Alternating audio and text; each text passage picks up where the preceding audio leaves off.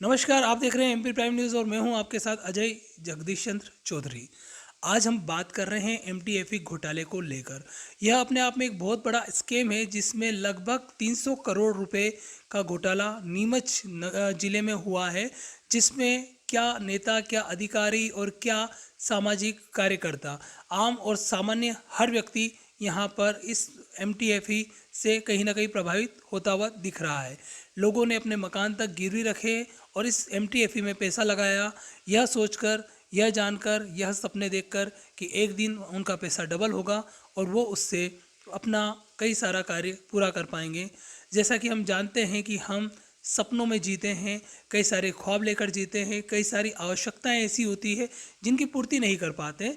इन्हीं चीज़ों को लेकर नीमच का एक आम आदमी एमटीएफई के जाल में फंसा और उसने अपना पैसा इसको दिया।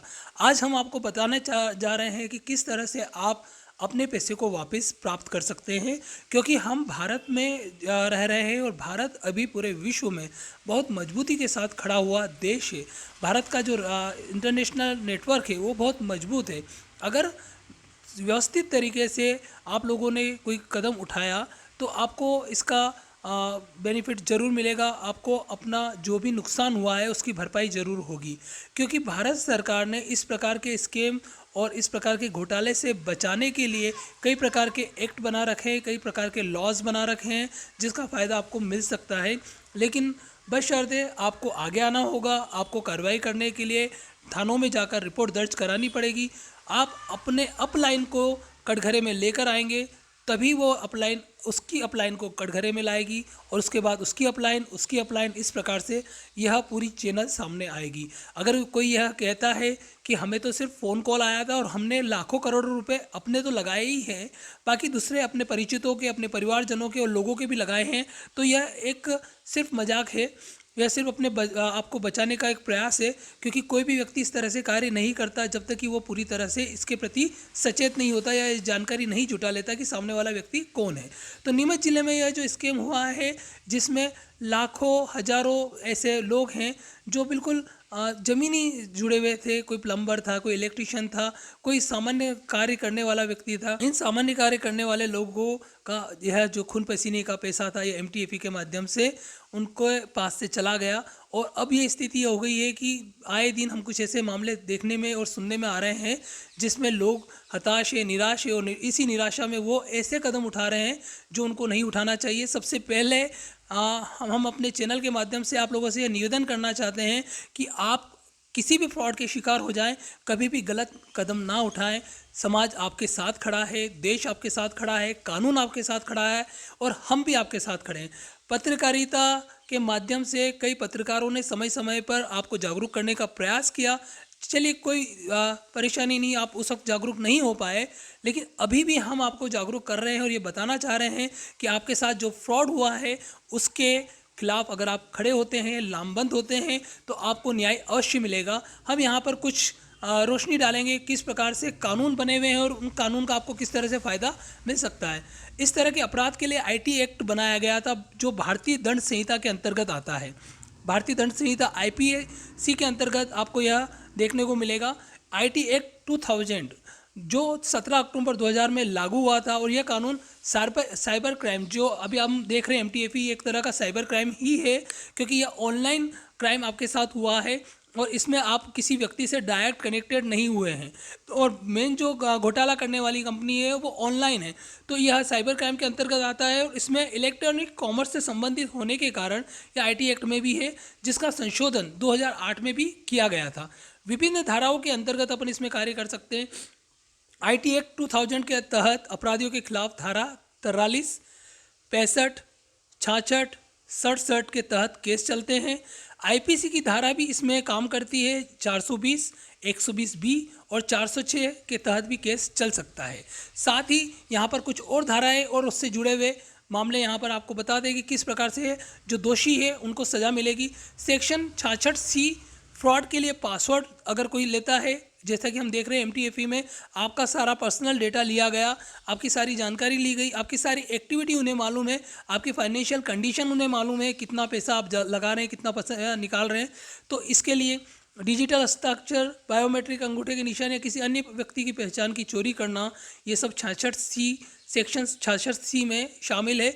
इसमें शामिल अपराधी पर केस दर्ज होता है।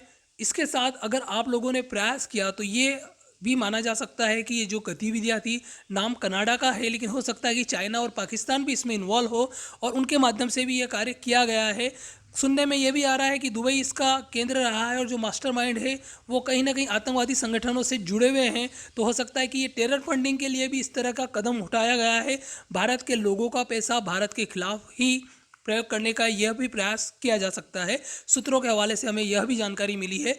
इसके खिलाफ अगर कुछ भी अगर प्रमाण मिलते हैं तो section 66F cyber terror act जो है उसके तहत अगर कार्रवाई होती है तो दोषी व्यक्ति को आजीवन कारावास की सज़ा मिल सकती है। और यह जो दोषी व्यक्ति है, यह सारे चैनल्स में जो महत्वपूर्ण लोग हैं वह इसके अंतर्गत आते हैं।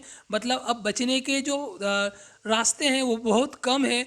अगर आप लोग खड़े हो गए, अगर आप लोगों ने अपनी आवाज़ को बुलंद कर दिया, आपसे गलती हुई है लेकिन गुनाह नहीं हुआ है, गुनाह करने वाले कोई और थे, आपसे गलती हुई है और वो गलती सामान्य तौर पर सभी से होती है। हर व्यक्ति चाहता है कि अपनी आर्थिक स्थिति को सुधारे, अपने घर को, अपने परिवार को अच्छा करे, अपने लोगों को अच्छे से रखे, खुद अच्छे से जीवन यापन करे। ये कोई बहुत बड़ा गुनाह नहीं है। आपसे गलती हुई है लेकिन जिन्होंने गुनाह किया है उनके लिए तो सज़ा बनती है। सेक्शन 420 आईपीसी की धारा सेक्शन 420, यह सेक्शन फ्रॉड करने वाली संबंधित वेबसाइट बनाने के लिए, पासवर्ड चोरी से संबंधित अपराधों से जुड़ा है। धोखा देना, बेईमानी से संपत्ति की सुपुर्दगी के लिए प्रेरित करना, फेक वेबसाइट बनाना, साइबर फ्रॉड जैसे साइबर क्राइम आईपीसी के इस सेक्शन के तहत आते हैं और इसमें 7 साल की जेल और जुर्माना हो सकता है। आप अपराधियों को बहुत अच्छे से सज़ा दिला सकते हैं, बशर्ते आपको आगे आना होगा। इसके साथ ही यहाँ पे सेक्शन 463 भी है जिसमें झूठे दस्तावेज या झूठे इलेक्ट्रॉनिक रिकॉर्ड बनाना है। एमटीएफई के पास कुछ भी सच्चा नहीं था, सब कुछ झूठा था, सब कुछ फ्रॉड था, एक पूरा आडंबर बनाया हो गया था। इस आडंबर से आपको छला गया है। अगर आप आगे आते हैं तो इस धारा का आपको प्रयोग करना पड़ेगा। इस धारा के माध्यम से आपको न्याय मिलेगा। इसके अंतर्गत भी 7 साल की कैद और जुर्माने की सज़ा है। सेक्शन 468 के अंतर्गत फ्रॉड के लिए जालसाजी करने पर 7 साल की कैद और जुर्माना है। यह दंडनीय अपराध है, इसमें सज़ा होती ही है। तो ये कुछ जानकारी हमने आपको कानून के संबंध में दी। हम इस बारे में और जानकारी कानून विशेषज्ञों से लेंगे और आप तक अवश्य पहुंचाएंगे। आप बने रहिए हमारे साथ। हमारे चैनल को अगर आपने अभी तक सब्सक्राइब नहीं किया तो सब्सक्राइब करें, वीडियो को लाइक एवं शेयर अवश्य करें और अपने कमेंट अवश्य दें। हम आपके साथ हैं। आप किसी भी प्रकार से अगर ठगे गए हैं या आपके साथ नुकसान हुआ है, आपको आर्थिक क्षति पहुंची है, तो घबराने की आवश्यकता नहीं है। समाज में आगे आने की आवश्यकता है ताकि लोग सजग हो और आपको देखकर प्रेरणा भी ले। आपके साथ जालसाजी हुई है और आपको आगे आना होगा, तभी कानून आपका साथ दे पाएगा। जैसा कि अभी देखने में आ रहा है कि जो दोषी व्यक्ति है, कानून उन पर शिकंजा इसलिए नहीं कस पा रहा है क्योंकि कोई भी शिकायत करने को तैयार नहीं है। आपको शिकायत करनी है और विद एविडेंस करनी है। जो भी आपके पास प्रमाण है उन प्रमाणों के साथ आगे आइए, बने रहिए हमारे साथ। हम लड़ेंगे आखिरी दम तक आपके लिए। धन्यवाद।